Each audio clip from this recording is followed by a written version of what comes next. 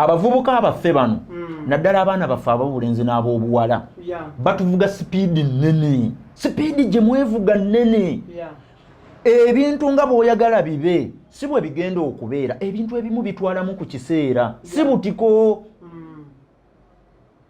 Ebintu ebimu bigenda kutwala ebbanga ddeneko okusinga ku bw'obadde okola ki, bw'obadde olowooza. Ebintu by'okulowooza nti ebintu bino quick fix.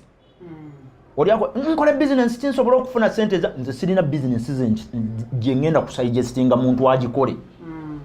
Era gwe bw'oba oyagala kujja no nkunoonyeze business gy'ogenda okukola wano toleeta tondeetera gwe omulimu sigwagala kuba sigirina. Nja kugamba ogende mu eno ng'obutonde bwo olina kubala ffene, nze nkulagirira genda kubala miyembe. Ekinaavaamu bona agenda ng'oyagala genda kubala miyembe ng'obutonde bwo bwa ffene, ebintu biveeyo bulala. Kati abantu baffe bano mbagamba bwe nti muve mu kulowooza nti ebintu byangu nnyo ng'abantu bwe babeera balowooza. Ky'olowooleza omwaka gumu gijja kuba 4, ky'olowooleza emyaka 4 gijja kuba 8. Ky'ovala nze bwe mba neewola ssente ebiseera ebisinga nze njagala patient money. Sente ezigumiikiriza nze saagala mbukankuwe mu myezi 3 obe ng'onzirizza. Bizinesi gye ngenda okukola mu myezi 3 sente zo mbe nga nzifunye.